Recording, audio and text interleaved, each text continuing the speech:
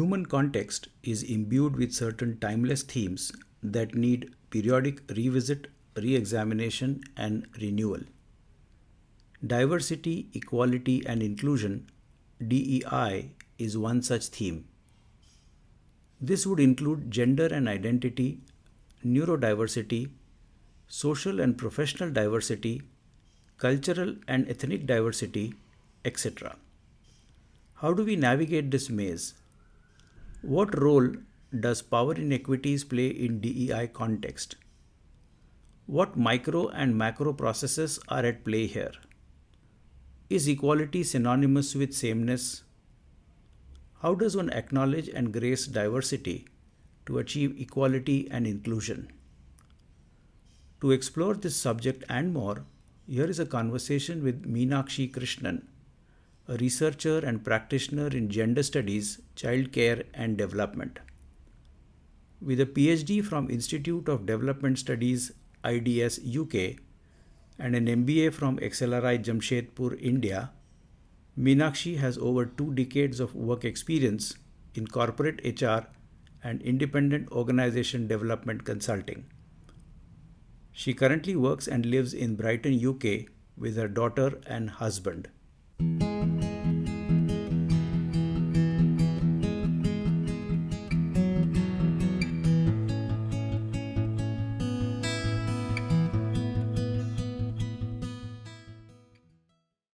Welcome, Meenakshi, to this conversation. Hi, Milind. Thank you so much for having me here. I'm very happy here. Yeah, I mean, for me, the excitement is twofold. One is, we are getting to do this podcast conversation right now. But more importantly, this also gave me an opportunity to reconnect with you after almost, 10 plus years? Probably more. Yeah, I know it's been a long time. And yeah, I remember we met for the first time at a very interesting dialogue retreat in Bangalore on a subject which I feel is close to both of us. The intersection of Yoga Sutra, process work, Jungian thought, and so on and so forth. And I do remember distinctly the bubbly, chubby, energetic Meenakshi then, which I see her now even today after 12 plus years now. I hope not the chubby. No. Great. Super happy to reconnect. On this podcast, as you know, we have had some amazing young Indians from different walks of life, essentially in conversation to explore, where they find themselves and what drives them, what are their passions, what excites them, what frustrates them. Earlier this year in February, I was in conversation with another young woman like you, Nausheen Khan, and her episode was titled Karondi to Hyderabad. Now, as a part of her episode show notes, I wrote a few lines. I'll quickly read out those lines to you. Here it goes. Gender-based roles practiced over several generations and centuries has created a society with certain structure, order, and continuity. On the flip side, the shoulds and musts of such a society held as non-negotiable have unleashed dysfunctional sides of power, authority, and control.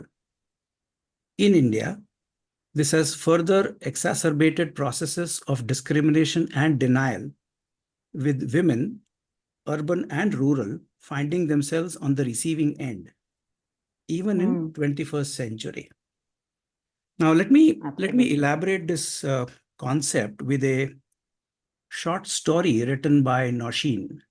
Nausheen, by the way, is based in Hyderabad. She heads human resources functions for an offshore software development center of a large European multinational. But she is a prolific writer and an enthusiast of gender and history. A very interesting combination.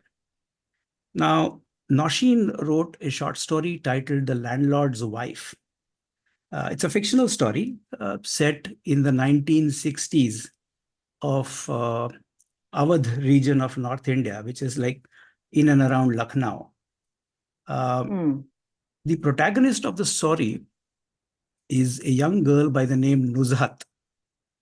Now, she is married off at the age of 15 to the head of the village, who's called the Talukdar. Talukdar is Taluka and the one who leads the Taluka types. So Talukdar. Right. Now, this husband of hers is 10 years elder to her. Now, she happens to be his first wife, and the marriage is celebrated in the village with all pomp and fun and glamour. And she is received well in the family in a large house with many rooms and courtyards and servants, etc. Everything is hunky-dory for young Nuzhat. But things start turning for her when she delivers her second child, which also happens to be a girl. I mean, the first one is a girl and she delivers another girl. Now, apparently, as you know, even in today's India, a girl child is something which everybody is fine with, but there's always an aspiration for a boy. And this story also is not different.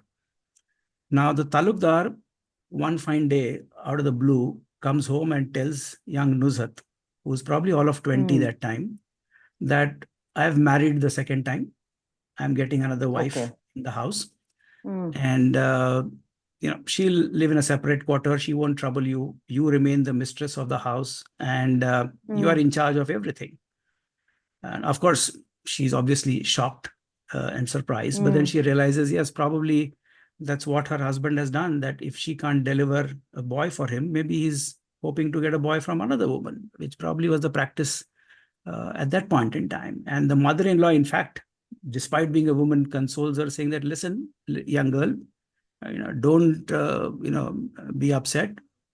Be happy that he has not left you. He's kept you in the house. He's left you the powers in the house. You are the mistress. And kind of the two women stay together.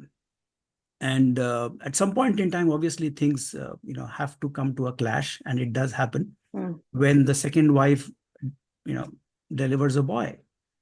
And obviously, she becomes the preferred wife and everything. And then the Nuzhat kind of becomes a doormat in the house, which somehow she accepts. She has no choice. But when she's asked to kind of become a servant to the second woman, she kind of loses it. And she says, sorry, I can't take it anymore. She walks out of the house. And then the Talukdar husband says, listen, if you want to go, you can go. But, the doors of this house will be closed for you and your two daughters. I have nothing to do with you. So she says, okay, fine. I mean, I can't take this anymore. And she goes to her mother's place. Of course, her mother had passed away. That's what the story goes. And her two brothers, who have their own families and the wives, they are there. And the father apparently has married another woman. And at least she chooses to become a doormat or a servant in a known atmosphere of the childhood home that she grew up with. But one fine day, the two brothers get into a fight with the father on some property dispute. It becomes violent, and apparently the two brothers end up killing the father. And as a result, the brothers, are caught by the police. They are tried, and they are sent for life imprisonment in the jail. Now, for the first time, Nuzhat is in a household which is not hers, with the two sister-in-laws, her two daughters, and no men in the house. And the family, apparently the brother's family, have some farms and fields. And then she says that, okay, I'll take on that role. And then she gives up her burqa and then, takes the mantle of running the family's farming business. And then over the years, she grows and, gets to be known as Nuzhat Bua, as an elder woman who is respected in the house for not only looking after her own family, her sister-in-law's family, but looking after a big, large business, which is very large, profitable, hiring many, many people. And that's how the story goes. one day she Right. gets a news that her husband has died, and somebody comes and tells her that. But then over the years, emotionally, she's got disconnected with that man. And she says, okay, Really. what can I do? He's gone. And she chooses a life of uh, a caregiver, of course, but at the same time, the principal earner, bread earner for the family, and looking after a fairly large farming business. Uh, kind of a short story which depicts life of women then. And the reason I was tempted to share this story with you, Meenakshi, is you are a researcher and practitioner in gender and development. Uh, and I know gender studies is a subject close to your heart. So how do you look at the narrative of this short story, especially in the context of the times that we live in? You are an Indian currently living in the UK. So love to have your perspective on a narrative like this in today's time and in today's world. Absolutely. Thank you, Milind, for sharing this story. Really evokes many thoughts and themes and introspections. And yes, absolutely, as having spent almost a decade now studying gender academically, professionally, and personally reflecting on gender roles and identities, I think it's really a spot-on choice of story to share with me. A couple of things strike me as you were speaking and narrating it. I think one is really about women breaking out of norms when they are pushed into a corner, and otherwise always endeavoring to maintain that status quo as far as they can. So the way you said, Nuzhat was not happy about the second wife coming, but she continued until she was really pushed into a corner where her self-respect was threatened, by having to serve the second wife.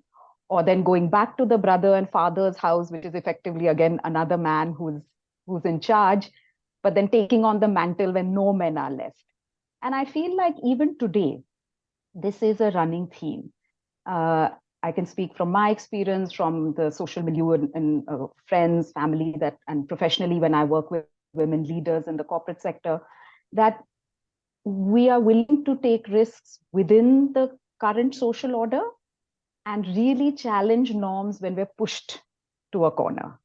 And I think that's something that really strikes me, which also hinders, gender equality, because women continue to bear the mantle of being responsible for maintaining the social order, culture, socializing children, continuing tradition.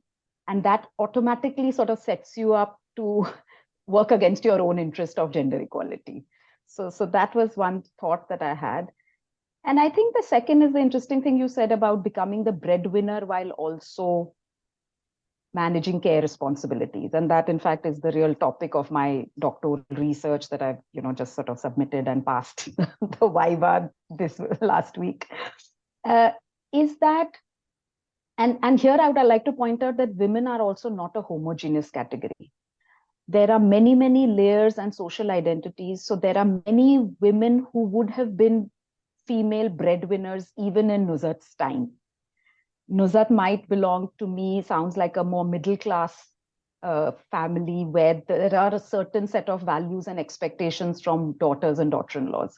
But there's always been a segment of women workers who've been responsible for balancing both these, and they've never had the kind of male support probably that someone who's a little more from a well-off household. And we see again those trends still alive today, where these struggles are apparent, and there are class differences, caste differences. So there are many layers to women as a group or as a category as well, which need to be unpacked when we really try to talk about gender equality as a whole. But these are the two initial thoughts that strike me, and of course more things when we talk. In research, whatever little I know of, there is a phrase called participant observer. Am I right? Mm-hmm. Yes. Where in a research experiment, you are not only the outside observer, but you are a participant as well. Now, you yourself are a modern woman of today. You have a young, beautiful daughter. You've grown up in urban India, lived in many parts of India. If I were to, ask you that as a participant observer of your own gender identity and role experiences, absolutely, what has been the path that you had to traverse? Absolutely. In fact, yeah, absolutely. I think first off to say that, in fact, my entire research and PhD journey was very much a personal journey based on my motherhood experience. So your participant observer, or the word we also use, is an autoethnography, where the researcher sort of writes their research based on their own autobiographical experience. Awesome. So it really ties in with what you're saying. And I think my journey, I would say, and now bringing it to that sort of 21st century from the, or rather 2000s from the 1960s context you shared, is I think I was raised in a household where I and my brother were given equal opportunities. We were told we were equal. We were not treated differently. In fact, I would say I benefited from some advantages of being a girl by, always also being given preference in things, ghar ki Lakshmi, those kind of things. It worked in my favor. But in terms of professional or what you can achieve in the world, there was never a sense of any inequality in my upbringing. And my mother did maintain that girls and boys need to be raised differently. So for her, equality was not sameness.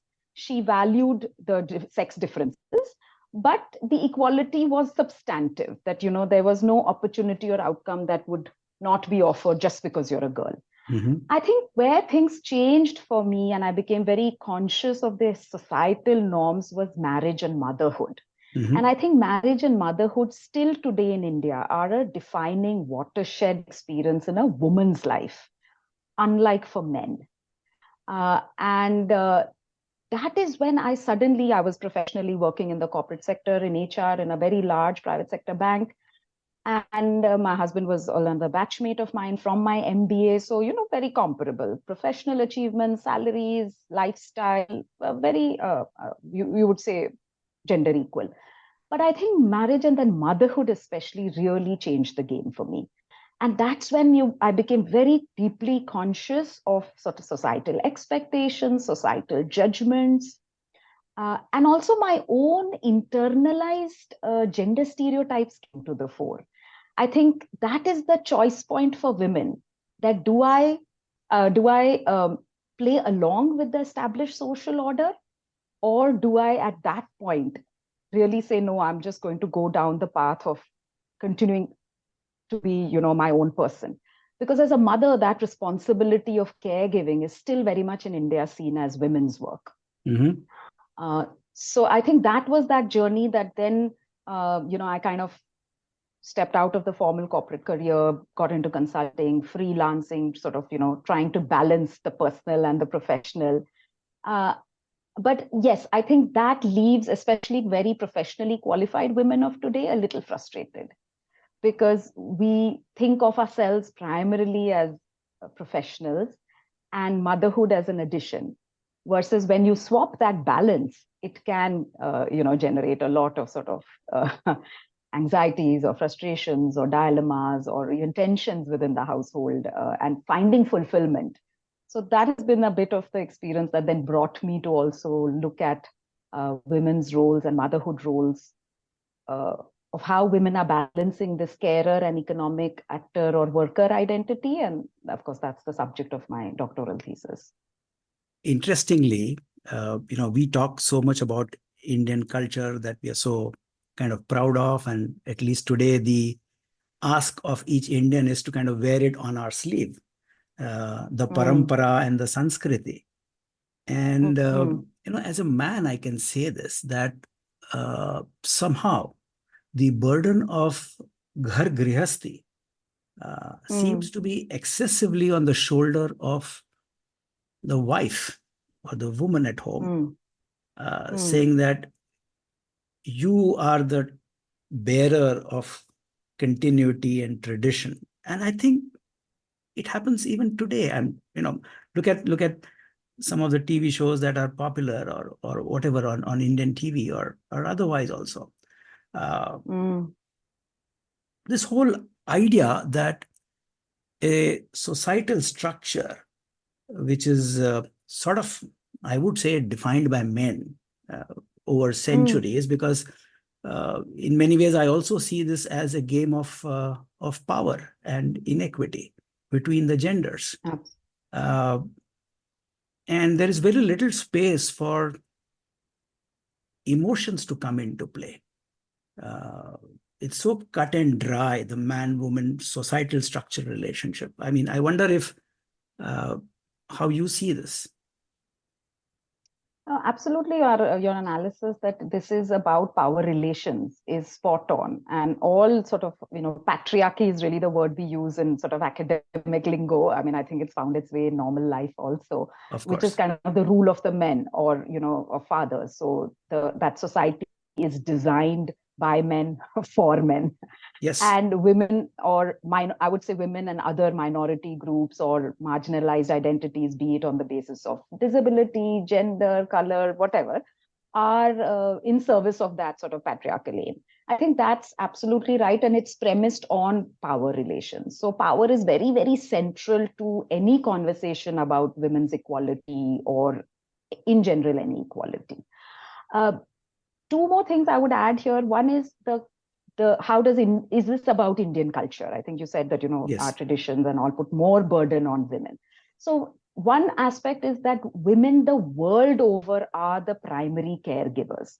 You look at international research, you look at time use survey data from any country, women would be doing 2 to 4 to 10 times more time is spent on unpaid care activities for children, for elderly, for the sick, for household work in all countries of the world. So one is that there is a world, sort of social order of patriarchy.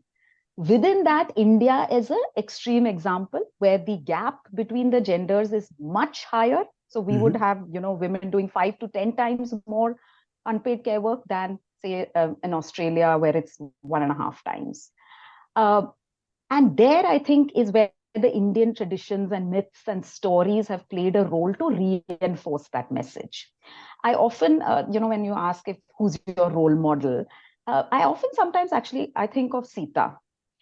And if you really look at Sita, the popular understanding of Sita is this Pativrata Nari, kind of a doormat, followed around with her husband, sacrificed herself, helpless in the face of abduction, all of that.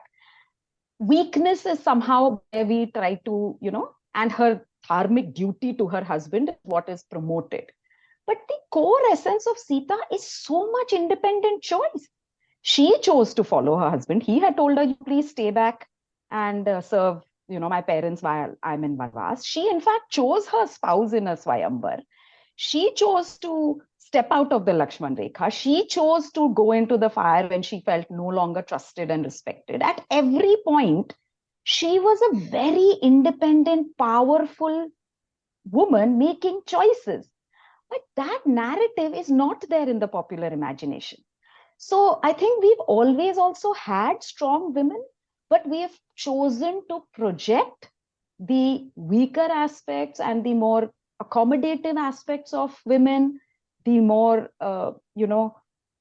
keeping social order aspects, providing care, nurturing motherhood, rather than their power or independence. Because then the question will be, what's the role of men? If women can be equally powerful and independent, then why would they need a man? And I think that's also very fundamental discussion around masculinity. But I mean, I don't know if we'll have time to go into that, but those are, some of the thoughts. No, I mean, you're right, Meenakshi, because if you go back to the ancient folklore in India, especially the Puranas and the literature even prior to that, I mean, the primal energy in the universe, especially in the Vedic thought, is said to be Adi Shakti, which is the feminine form. And there are dime a dozen stories when the gods are lost in their wars with asuras. They have no clue what to do. Poor Vishnu, poor Mahadev, and they just go to Adi Shakti and pray to her and say, please guide us and tell us. And I guess that was one way of, probably how femininity in that sense was held in the old folklore. But I guess over the last, 2 millennia or so, that's all watered down. And of course, we have, as we said a little while ago, a society designed by men for men, where obviously the power gets played. And I'll tell you, as a man, I had my own challenges when I got married. You talked about, an independent young woman who experienced equality growing up, as if every outcome or every achievement was possible for you, and post-marriage things changed. I can share that as a man, it was very difficult for me to psychologically reconcile and accept that I am a husband. So, for almost 3-4 years after marriage, there was always this inner battle within me going on between the son and the husband. And invariably, the son would win, period. And obviously, the husband identity or role would surrender. And obviously, the collateral damage was my wife ended up becoming recipient of all that. I guess that's probably how I was raised. And, I grew up in a very good, caring family in that sense. But all said and done, my family also had its own patriarchy. I mean, my father was the eldest amongst, his siblings. And, he obviously psychologically was the Ram in the family, whose job was to uphold the duty of looking after the family. And he did. He looked after his brothers, sisters late into their life in many aspects, and he was proud about it. And we used to be very proud about our father, the way he conducted himself as the family head, but never realized that there is the other side of that, which kind of psychologically I also internalized. But things flipped for me when my son was born. And I don't know, suffice it to say that the real true husband in me was born or came alive, was acknowledged and accepted when the father identity came alive. It had to wait for that moment. I mean, this is my personal experience. It could be different to different people. But then, of course, having a child, especially in today's times, we are now understanding that children are also not a homogeneous set. I mean, psychosomatically, emotionally, there is so much of complexity there, and many behaviors which were not understood of why a little child is throwing tantrums is probably better understood today through understanding of science and neurology and neuropsychology. So, and then we have this whole thing called children with special needs. And I know that's another huge subject of diversity. And since your work involves, understanding and the world of childcare, care would come separate, but understanding child as such. Sure. I wonder how this field of neurodiversity, if I can use that phrase, or if there is one such phrase, is something which one tries to grapple with in today's times. Absolutely. It's great sort of, connection you've made there. And before I respond to that, I'll also want to say that it's very interesting to hear your experience about fatherhood sort of being such a defining moment for you. And I'm very pleased to hear that. And I think that's an area of great research because I think there is so much potential to really see how men's identities are equally shaped by the patriarchy. So it's not just women who are sort of suffering, but it's also men and their aspirations and how they think of themselves that really is governed by that. And connecting that to the child. So I think there are a couple of things here. One was, for women, and in Nuzhat's case, as you said, to be a mother of sons. And that is a big deal in Indian culture, right? Then I think in today's time, in the 2000s, the decade we are living in, especially for a certain set of women who are professionally educated, qualified, trained, there is also that pressure of not just being mother of sons, but also being mother of very capable sons. Yes. Or capable children. So even if we say that we are a little more broad-minded today, we don't really distinguish between boys and girls, then we want to see our children being toppers, IIT, IIMs, doctors, lawyers. So I think that's where the neurodiversity aspect comes in. That in Indian society, we also have a very cookie-cutter view of who and what the child should be, how the child should deliver, how the child should make the parents proud, how the child should be top-notch, get into a good profession, earn a lot, and set up the parents in old age. So there are also a lot of expectations and norms on how and what children should be and how they should be. And I think that's where the whole aspect of neurodiversity bumps up against this wall, because there is a very wide range of abilities. And the way, increasingly, I think, and there's a lot more research on this in the West, that people's brains are not the same. So everybody will not be good in maths, even if Indian parents are insisting upon it. And two, that there are a spectrum of children now who are coming up with a lot more complexities in their brains that make it difficult for them to operate in what we otherwise call a neurotypical way. 13 years ago, exactly, when my daughter was born, and she had a lot of birth-related challenges. And, the pediatricians had sort of warned us to watch out for certain particularly neurological impacts. And as she became 2 or 3 years old, we started to observe some developmental delays. And then over time, when she joined school, I think is when it became more sharply visible. And the school called us in saying, there seemed to be some learning deficits, so you should get her tested. And she was 7 years old when we undertook a sort of educational psychological assessment with an expert organization. We were based in Mumbai at the time.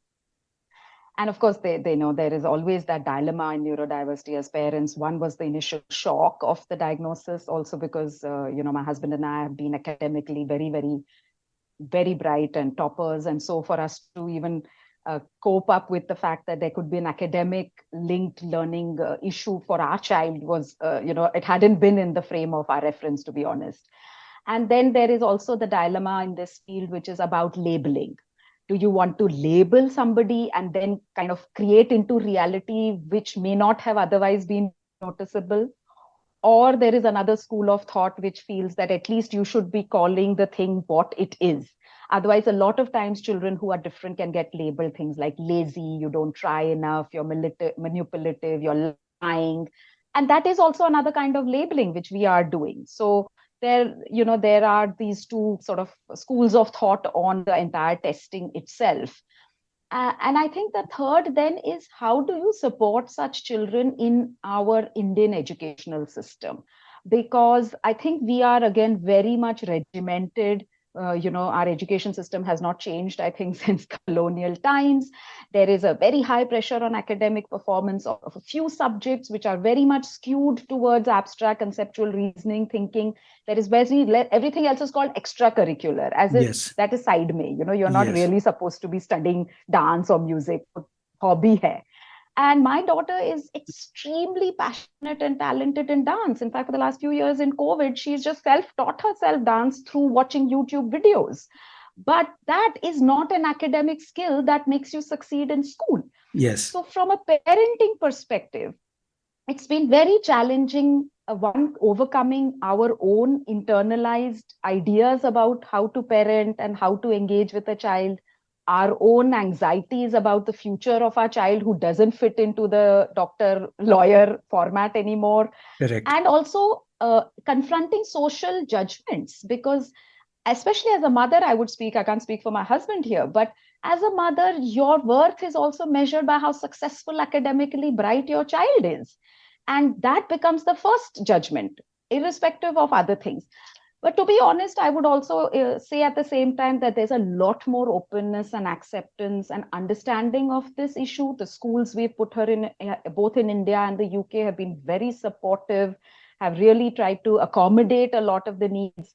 It has been a steep learning curve for us as parents, but not an easy journey. It's not an easy journey, both for the child and for the parent. And I think even for society, my family members also struggle because, it's what do gender norms or social norms do? They give you an easy language to communicate with others. It Correct. simplifies things. Correct. When you bring in diversity, there is so much nuance that then everybody has to work extra hard to be inclusive. And I think that's also the challenge we're seeing in organizations, but perhaps we can discuss that.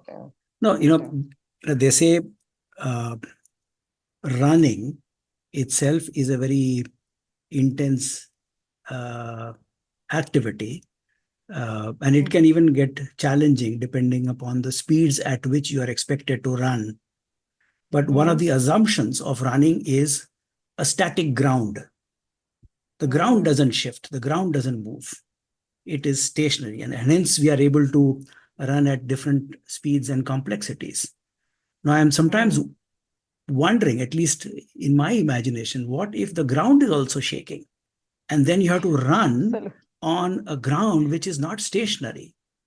Now, the reason I'm bringing this metaphor or analogy over here is especially with children who have special needs, and as parents, and especially as a mother like you, who have to raise them in an expected way for an expected outcome.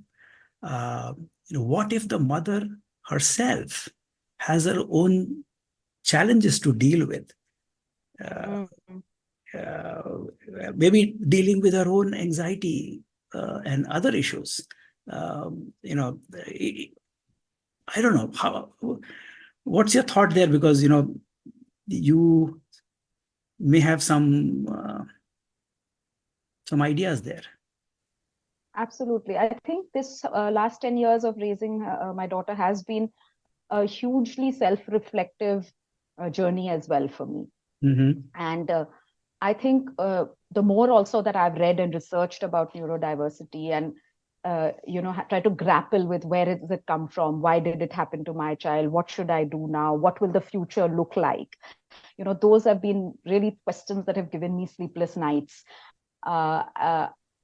And I think what has happened over time and more recently, I'm happy to share here, is that I've identified that there are many patterns in my own childhood and my own sort of way of working in the world that are now what we classify as potentially ADHD, or attention deficit hyperactivity disorder.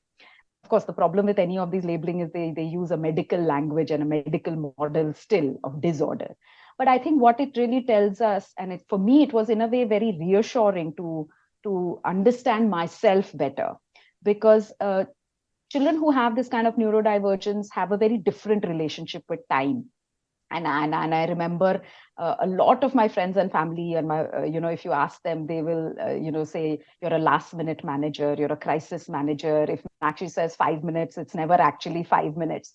And I would really struggle because I'm always punctual. I've never missed a flight or never been late for a meeting.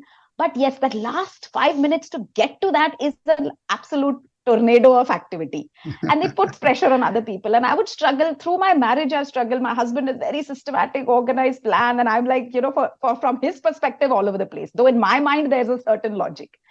And I think what neurodivergence, the research, and the conversations today have helped me understand is that I have had many of these patterns. So one, that has brought in a lot of compassion for both myself and my daughter.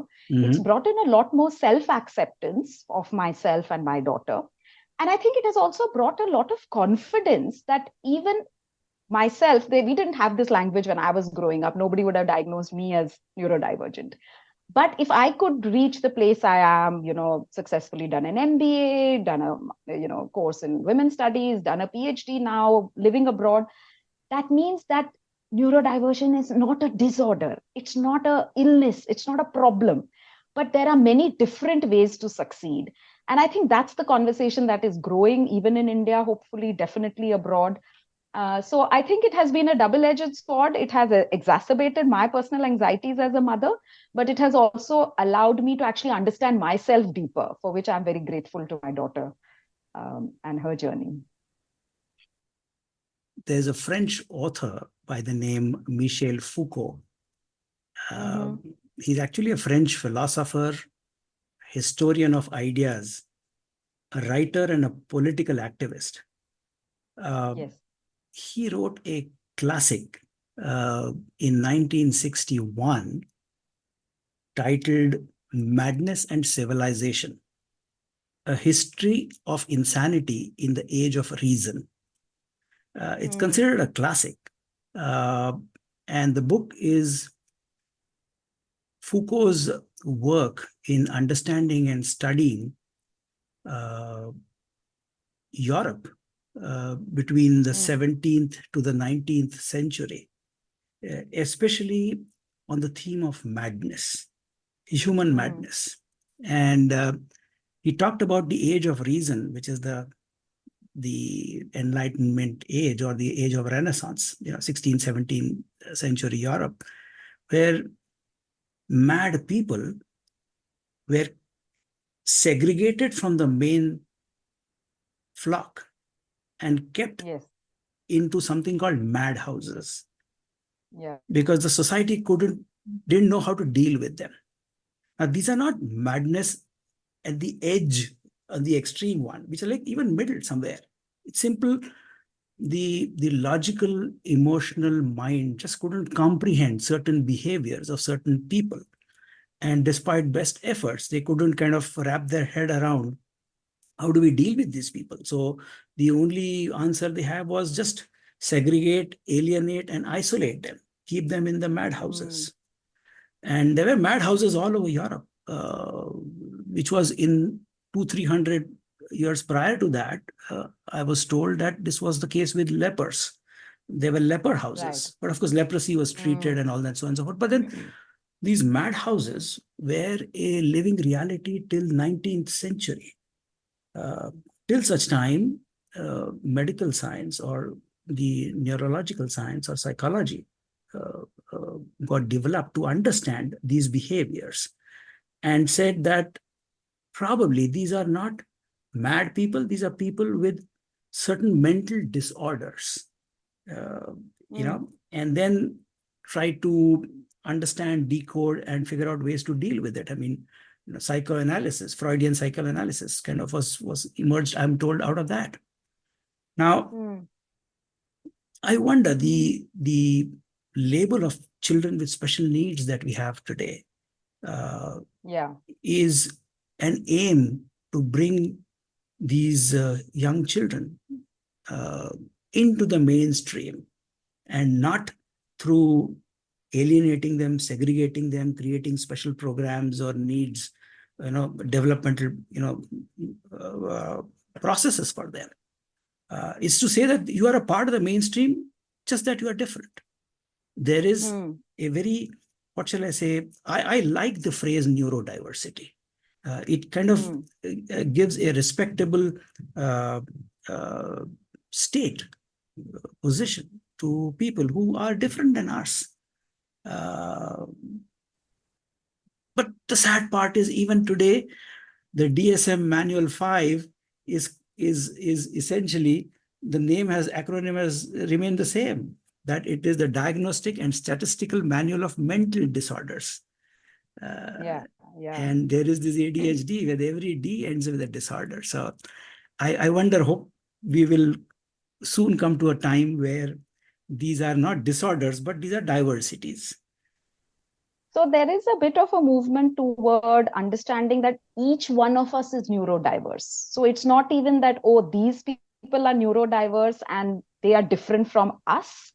But the new understanding is that each one of you, you and I, you and the next person, you and your wife are neurodiverse. So Yes. that's a whole new one shift that is happening that I see.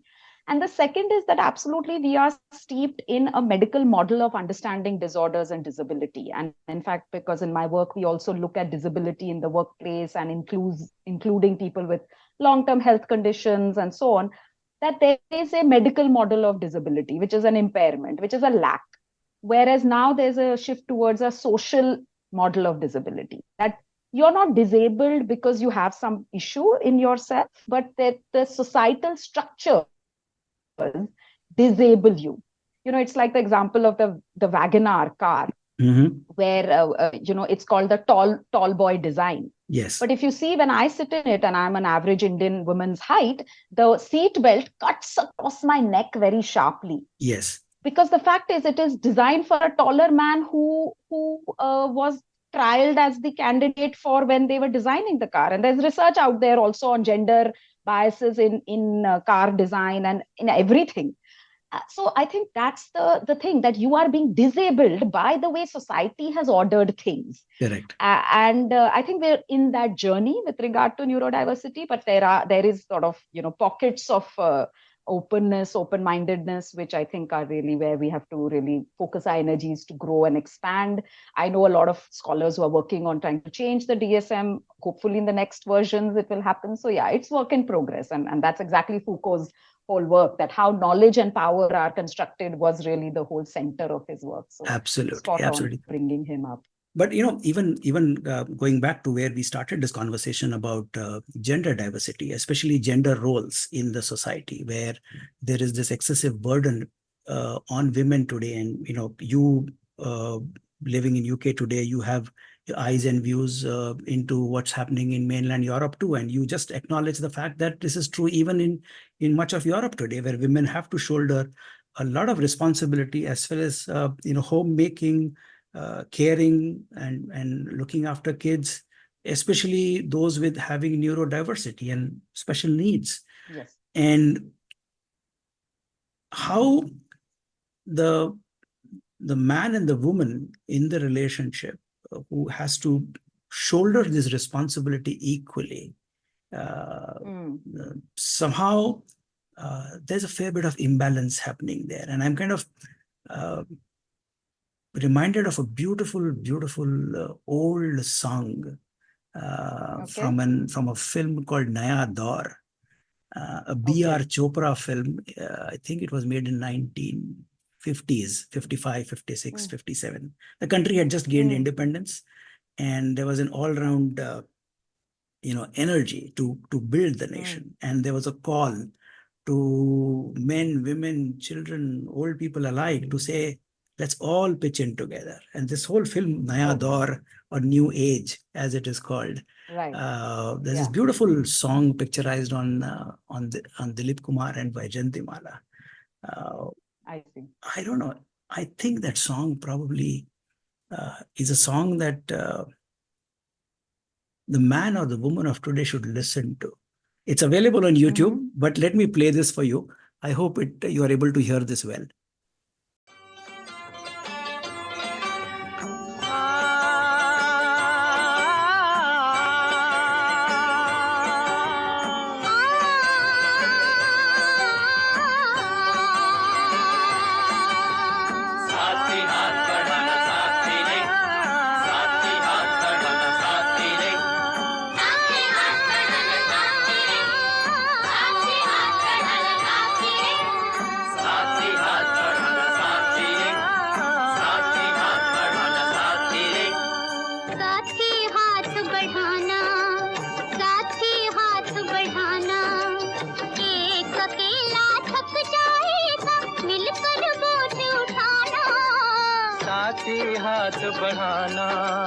साथी हाथ बढ़ाना, एक अकेला थक जाएगा, मिलकर बोझ उठाना। साथी हाथ बढ़ाना, साथी हाथ बढ़ाना साथी रे. So this whole managing of diversity of gender roles, especially at home, at workplaces, at societies at large, where there's an excessive burden on women to shoulder these responsibilities. I wonder if this song can give some pointers there of एक अकेला थक जाए तो मिलकर हाथ बढ़ाना. Absolutely. Actually, एक अकेला कर ही नहीं सकता है. So, it is, the example is like, I think in war, I'm not very familiar, but that's how it goes, that the front would, even if the front has moved, so some change makers are there. We have women presidents, prime ministers, corporate leaders, you get lists of 50 women in business, all of that. But even if the front moves, the entire segment has to sort of also move forward. Correct. And I think that's where each and every one of us has to play the part. Simply me bringing about the change in myself or in my life is not enough. My whole family has to change. Even if my husband and I develop a very gender equal marriage or household, the broader family milieu has to change and so on. So I think, especially with norm change, it is really, therefore, very hard and slow to do. You have intergenerational families in India. I think that's a big reason also why change is not so fast and progressive, because even if the couple, and I would say for my husband that we have a very gender equitable marriage, he has never expressed any, gendered expectations from myself. He can cook, clean, take care of my daughter single-handedly from the day she was born, from cleaning diapers. So I would say I've been very lucky to have a very gender equitable marriage. But even then, we are a microcosm placed in that larger macrocosm. And I think that's where conversations are needed to really bring about the shift, and patience, because intergenerationally, it takes centuries for these norms to solidify. It cannot happen in just your or my lifetime. I mean, the feminist movement has been active for over 200 years. This is only as far as we've got. No, the good part is there is a conversation, there is an awareness, there are small measurable actions for change that is happening. So I guess, as they say, it's 2 steps forward, 1 step back, but eventually it's a movement in the forward direction. There is another diversity that is prevalent in current times is also what I observe. And I have firsthand experienced it as well in my own life too, is in our professional work lives. Gone are the days of our parents where, you join a bank and you retire in the bank, or you join in a large engineering manufacturing company on the shop floor and, retire with grace and dignity after 35, 40 years. So you not only stayed with one employer, or workplace, but you essentially remained in the same industry, in the same geography. Cut to today, in just one generation's time, we are finding that people mid-career are making changes. They're not only switching jobs, they are switching industries, they are switching work profiles. And there are somebody like you who have switched from corporate world to the world of academics, and that too migrating from India into UK. So how has this diversity of shaping your own work life across 2 different cultures, played for you? I would say yes, absolutely. It's been both exciting and very frightening, if I were honest. I think we really live in a time of unprecedented choice, and the kind of freedoms to choose our career paths, the kind of opportunities that are available, the kind of flexibilities that are available are really unthinkable for my parents' generation. And I think we're very lucky to have that opportunity. There's so much less stigma towards job hopping, changing industry, trying new careers. I mean, now there is second career, and also with longer lives, you have third career and so on as well. People in their 60s and 70s are also getting back into work. I mean, that's the conversation in UK, which is an aging society. Yes. So there it's about getting older workers back into work, and how do you deploy the skills and experience they bring in a technologically very advanced and AI enabled environment. So, that's the other end of the conversation. So I think we're very lucky, and I have really benefited from, again, being an upper class Indian woman who could have that kind of educational background and options and family support to make those choices and take those risks. And with those risks, obviously, go both rewards, but also potential for failure or loss or paying a price. I think it has been really a struggle and a difficult journey to start from scratch in a new industry, like especially academics and research, because after a very successful 15-20-year corporate consulting career, when I moved into academia, it was really starting at the bottom, right? Like PhD is an entry-level degree in academia. And even though a lot of people are in their mid-careers coming to do PhDs, which is very common, at least in the West, you don't then start off at the top of the ladder because you have 20 years, because your pre-PhD 20 years are not necessarily seen in the same way. So there was a very steep learning curve. I think, yes, I compounded that by also moving geographies and cultures, really going from an Indian Eastern environment and philosophy to the West. But it has been a very interesting journey. It has also helped me question my own values, my own beliefs, what's really important for me. I think the biggest question I've grappled with is, where is home, and what does home symbolize or mean? And I think those have been, sort of reflections I deal with every day. It's not a finished answer. What responses are you hearing from yourself when you ask this question? Where is home?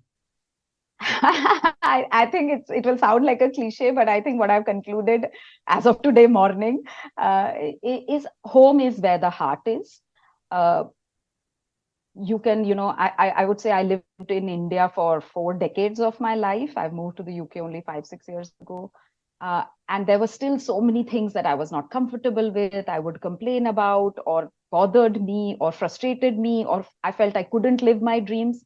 Whereas being in the UK has opened up new kinds of independence, new kinds of opportunity, safety for my daughter when she walks to school alone, just being so much more self-reliant, because here we are living in a social system where you have a lot of interdependencies on other people. So there are benefits of both. And I think, therefore, for me now, home is really where the heart is, where you're doing either meaningful work, or you're being able to be in touch with your loved ones, or you're being able to explore a new side of yourself, live by your values. And I think the thing that has helped me is to keep a orientation that all of this could change anytime.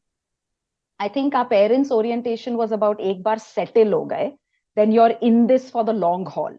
Whereas our commitments are very much shorter. If this is working for the next 1 or 2 years, then we'll see how it goes. So we are not able to actually predict beyond 2 years, honestly. Even if you make 5-year plans, COVID could happen. Now that's been like really a defining experience for people in the world. Oh, yes. So I would bring it back to your running with the shifting ground metaphor. I really like that, because I think the previous generations were running on static ground, so they could feel a sense of getting far ahead and making progress. Whereas we are really running on shifting ground and are redefining the ground and are creating the ground as we're running. And so we have to recalibrate, what does success mean? What does good look like?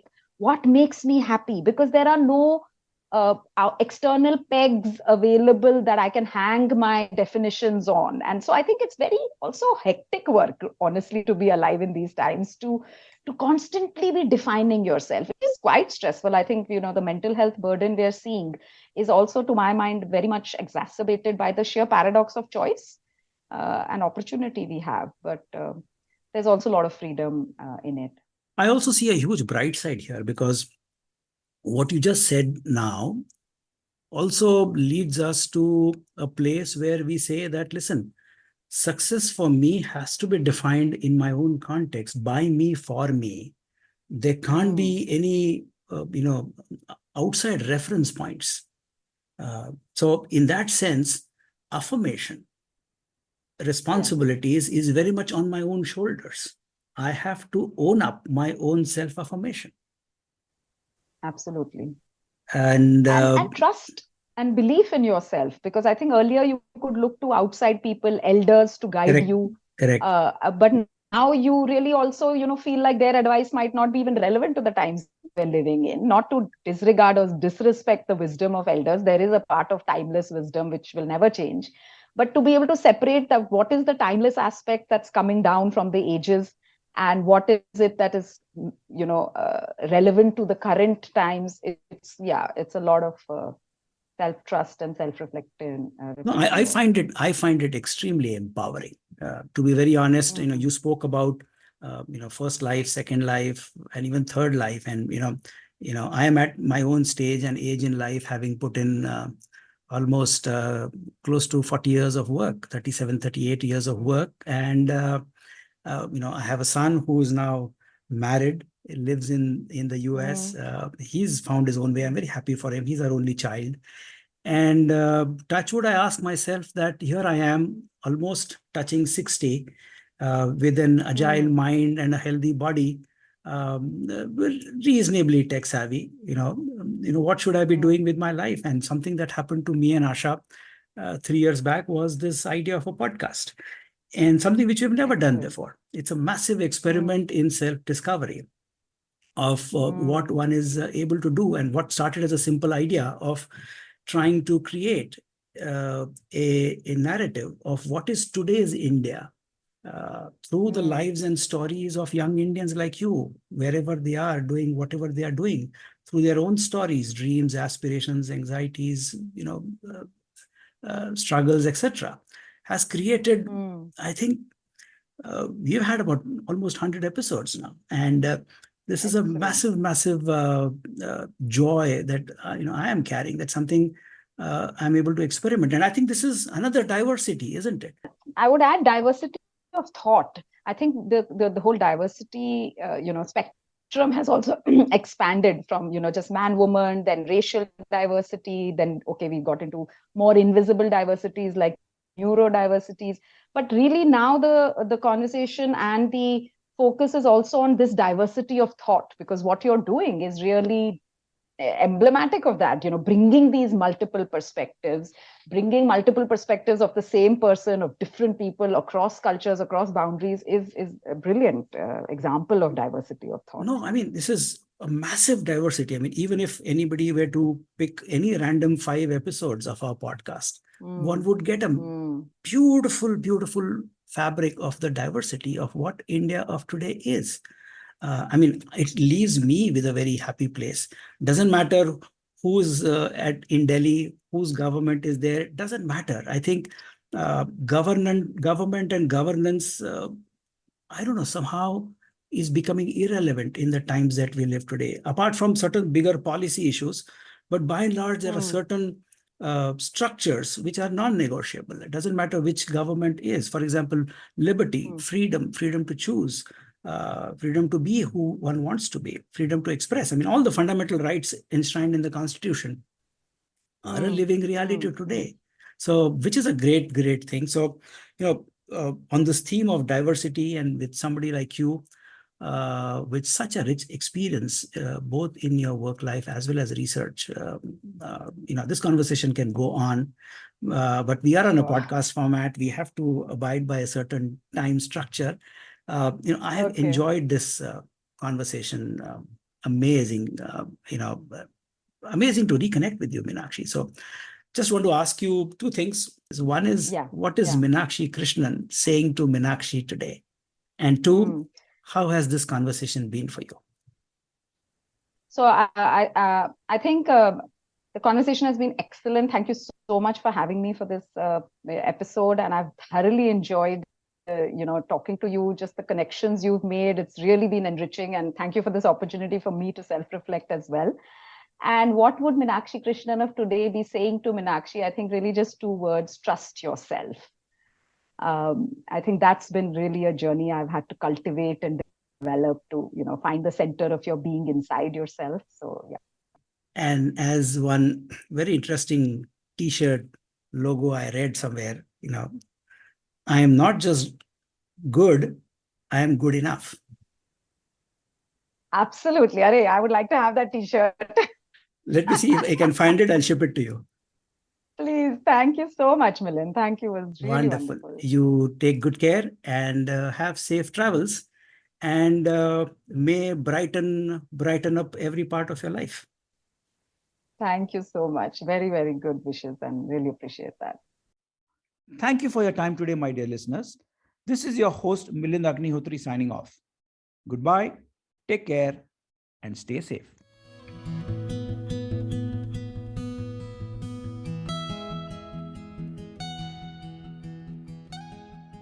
This podcast is for general information purposes only and should not be considered as a piece of any professional advice. Views and opinions expressed in this podcast are those of its guest. Creators of this podcast expressly disclaim any and all liability or responsibility for any direct or indirect, consequential or other damages arising out of any individual's use of this podcast.